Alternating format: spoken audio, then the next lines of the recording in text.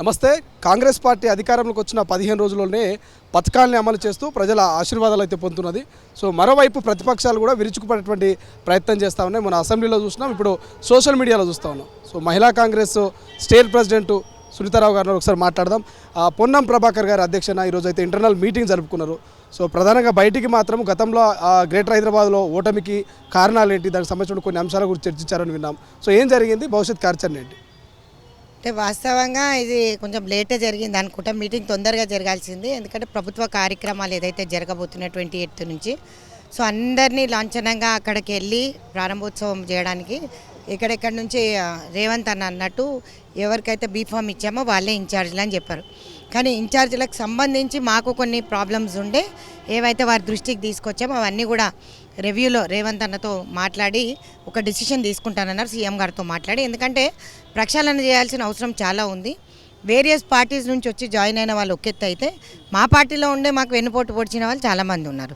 So ప్రతి దగ్గర ఎక్కడెక్కడైతే వాళ్ళు ఓడిపోయారో, ఎందుకు ఓడిపోయారు అనేది మీరు చూసినట్టయితే సికింద్రాబాద్, హైదరాబాద్ ఒక్క సీటు కూడా మనం గెలవలేదు అంటే ఎక్కడెక్కడ నెగిటివ్గా జరిగింది, ఎవరు చేశారు అంటే కార్యకర్తలు ఏ విధంగా మనకు సహకరించకుండా పక్క పార్టీలకి విజయానికి వాళ్లకు చేయూతనిచ్చినారు అనే దానిపైన అంశాలపైన వేరియస్ ప్రక్షాళన కోసం అని చెప్పేసి మాట్లాడడం జరిగింది. దాంట్లో కొంతమంది కొత్త, ఇప్పుడు నేను గోషామెల్కి ఏ విధంగా ఖైరతాబాద్ నుంచి గోషామెల్కి పోయిన తర్వాత 20 డేస్లో డివిజన్ ప్రెసిడెంట్స్నే కానీ బ్లాక్కే కానీ అన్ని బూతులలో కూర్చోబెట్టడం it is a very big task. Sunitha Rao గారు ఓటమికి కారణము వేరే నియోజకవర్గంలో మీకు టికెట్ ఇవ్వడమా, లేకపోతే అక్కడ క్యాడరా, లేకపోతే సమయం ఇవ్వకపోవడమా? సో ఏం చెప్తారు, మీకు ఓటమికి కారణం ఏంటంటే? ఒకటి, సమయం చాలా తక్కువ ఉన్నది. నెంబర్ 1, నా కాన్స్టిట్యున్సీ కాకుండా గోషామెల్ ఇచ్చిన, కాకపోతే నేను గోషామెల్ లోకలే కానీ వాళ్ళకి తెలియదు ఏంటంటే నేను నాన్ లోకల్ అని ఒక పెద్ద ఎత్తున ప్రచారం చేసిన.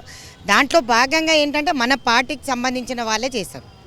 నిజంగా చూసినట్టయితే మా కాంగ్రెస్ పార్టీకి సంబంధించిన సోకాల్డ్ ఎవరైతే ఆస్పైరింగ్ ఫర్ ద టికెట్ కావాలి అని వచ్చిన వాళ్ళే చాలామంది బీభత్సంగా ప్రచారం చేయడం ఒకటి. This is unproved and negative.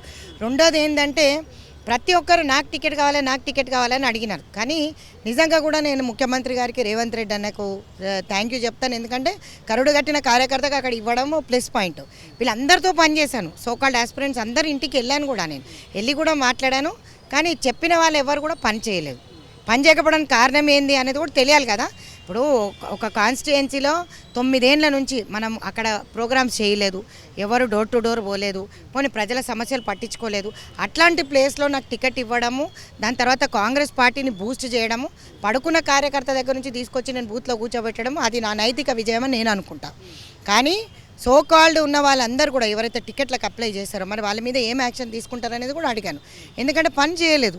వేసిన వాళ్ళందరూ కూడా పార్టీ నుంచి లబ్ధి పొంది మళ్ళీ పార్టీకి కాకుండా 3 డివిజన్లు బీఆర్ఎస్కి, 3 డివిజన్లు బీజేపీకి పనిచేయడం అంటూ నేను ఖండిస్తున్నాను. ఎందుకంటే నాకంటూ ఒక టీం అనేది క్రియేట్ చేయడంలో కొంచెం లేట్ అయింది. 20 డేస్ టైంలో కొత్త టీమే కానీ వీళ్ళెవరు సోకాల్డ్ ఉన్న పెద్ద సీనియర్ నాయకులు ఎవరు తిరగలేదు. మరి అట్లాంటి వాళ్ళపైన ఎట్లాంటి యాక్షన్ ఉంటుంది, మరి అది సీఎం గారే చెప్పాలా, అంటే మా పీసీసీ అధ్యక్షులు చెప్పాలా? ఎందుకంటే పార్టీ గైడ్లైన్స్ కరడుగట్టిన కార్యకర్తలు అన్నప్పుడు వాళ్ళు వారి మీద కోపం వ్యక్తపరిచారు. కానీ నేనైతే వాళ్ళందరిలో నేను తిరిగిన దాన్ని కాబట్టి వాళ్ళందరిలో నేను తిరిగినప్పుడు వాళ్ళందరూ కూడా నాకు సహకరించాల్సింది. అది ఏమన్నా ఉండని, మనం ఈరోజు గెలిచినట్టయితే గోషామేలో మీకు అన్ని విధాల నామినేటెడ్ పోస్టే కానీ కార్పొరేషన్లే కానీ రేవంత్ అన్న ఇవ్వకంటుండేనా? ఇస్తుండే ఖచ్చితంగా. కానీ సోకాల్డ్ సెల్ చైర్మన్లే కానీ, సోకాల్డ్ కార్యకర్తలే కానీ, సోకాల్డ్ సీనియర్ నాయకులే కానీ, అక్కడ ఎక్స్ కార్పొరేటర్లే కానీ వీళ్ళందరూ కూడా పని చేయకపోవడం, ఇంట్లో కూర్చొని లేడీస్ అందరం మహిళా కాంగ్రెస్ బ్యాచ్ మొత్తం పనిచేస్తుంటే విటూరంగా చూసి ఆ బూత్లకు సంబంధించి మాత్రమే రావడం అనేది నేను ఖండిస్తున్నా. సో ఇట్లాంటివన్నీ కూడా ప్రక్షాళన చేయాల్సిన అవసరం ఉంది. నాది ఒక్కటే కాదు, అక్కడ కూర్చుని అందరు నాయకులు చెప్పింది అంతే. మన బిఎల్ఏలే మనల్ని మోసం చేశారు, మన కార్పొరేటర్లే మనల్ని మోసం చేశారు, మన ఎక్స్ కార్పొరేటర్లే మనల్ని మోసం చేశారు. సో ఇవన్నీ కూడా it is giving a negative impact for the పార్టీకి సంబంధించిన కార్యకర్తలు అనేది ఖచ్చితంగా పార్టీకి పనిచేయాల్సిన గైడ్ లైన్లో ఉన్న వాళ్ళనే నేను ఎంచుకుందామని అనుకుంటున్నాను. అట్లాంటప్పుడు నాకు ఫుల్ బాధ్యత ఇచ్చి నాకు అన్ని విధాల అక్కడ డెవలప్మెంట్కి కృషి చేయడానికి నేను ముందుకెళ్ళాలనుకుంటే నేను ఉంటాను. లేదు అంటే ఇంకా ఆ బాధ్యతలు ఎవరికన్నా చేపట్టడానికి 35 జిల్లాలు తిరిగి మండల్ బ్లాక్ బూత్ వేసిన దాన్ని. సో ఇక్కడ నాకు అది పెద్ద కష్టం అని నేను అనుకోను. కాకపోతే మా పీసీసీ అధ్యక్షులు ఖచ్చితంగా ఏదైతే నిర్ణయం తీసుకుంటారో మాకు ఫుల్ టు ప్రతి ఒక్కరు అక్కడ కూర్చున్న ప్రతి ఒక్క క్యాండిడేట్ చెప్తుంది కూడా ఇదే. ప్రతి ఒక్కరికి టోటల్గా మా గ్రిప్ అనేది మేము పెట్టుకున్నట్టయితే ఖచ్చితంగా రేపు గెలిచే అవకాశం ఉంటుంది. లేదు అంటే ఇదే విధమైన రిజల్ట్స్ రిపీట్ అవుతాయని చెప్పడం జరిగింది. గోషామాల్ ఓటమితో సునీతారావు గారికి ఏం అనుభవం అయిందంటే ఏం చెప్తారు? ఏ గుణపాఠం నేర్చుకున్నంటే ఏం చెప్తారు? గుణపాఠం అంటూ ఏమీ లేదు.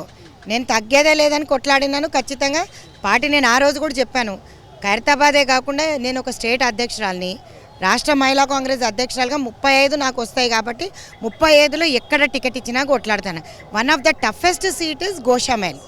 కాకపోతే పార్టీ విస్మరించడం అనేది నాకు బాధగా కలిగింది. ఎందుకంటే అక్కడ సో కాల్డ్ స్టార్ క్యాంపెయినర్స్ ఎవరు రాకపోవడం, రెండోది ఇబ్బందికరంగా మారిన వాతావరణం, వీళ్ళందరూ నాయకులు పనిచేయకపోవడం, వీళ్ళందరికీ దశ దిశ అనేది ఇక్కడ నుంచి గాంధీ భవన్ నుంచి ఎవరు ఇవ్వకపోవడం, దాని తర్వాత మరి వాళ్ళు ఏం ఎక్స్పెక్ట్ చేశారు అనేది నాకు తెలియదు. కానీ వాళ్ళు మాత్రం వచ్చి మాట్లాడేది ఉండే. పోనీ ఇక్కడ నుంచి అన్నా కూడా ఎవరైనా సీనియర్ నాయకుడు కూర్చొని మాట్లాడినా కూడా పార్టీ మాట వినలేదు చూడండి, అది నాకు నచ్చని పని. కాకపోతే గోషామేళ నేను చాలా నేర్చుకున్నాను. ఐఎమ్ థ్యాంక్ఫుల్ ఫర్ పిసిసి అధ్యక్షులు రేవంత్ రెడ్డి గారికి, ఎందుకంటే నన్ను ఇంకా స్ట్రాంగ్ చేసినారు. రాబోయే కాలంలో ఇంకా గట్టిగా ఉంటాను, ఇంతకన్నా గట్టిగా పనిచేస్తానని కూడా చెప్తున్నాను. పార్టీకి పదవిలే అనేది శాశ్వతం కాదు, పదవులు అనేది నిమిత్తం మాత్రమే. ఏ పదవి లేనప్పుడు కూడా నేను ఎన్ఎస్యుఐ నుంచి పనిచేసుకుంటూ వచ్చాను. 35 years లాయలిస్ట్ కాంగ్రెస్ పార్టీని, సీనియర్ లీడర్ని, ఒక women oriented women empowerment promote చేయడంలో ముందంజలో ఉన్నా. ఇదే కాకుండా నేను అడుగుతుంది, అందుకే నేను చెప్తుంది కూడా మీకు అదే, ఇప్పటికి కూడా నేను ఎక్కడ తగ్గేదే లేదు. ఏ బాధ్యత ఇచ్చినా ఖచ్చితంగా నేను 100% అది నెరవేరుస్తాను. పార్టీ ఒకవేళ పిసిసి అధ్యక్షులు అన్నారు అనుకోండి, గోషామేళ నేను పనిచేయాల్సి ఉంటామంటే ఖచ్చితంగా పనిచేస్తాను. కానీ మాకు కూడా సముచిత స్థానాలు ఇవ్వాలని చెప్పి మహిళా కాంగ్రెస్కి అంటూ కొట్లాడుతున్నాను. ఇదే కాకుండా గోషామేళలో నేర్పించిన రాజనీతి ఇంకెక్కడైనా సరే ఖచ్చితంగా నేను గెలుస్తాననే నమ్మకం నాకు కలిగించింది.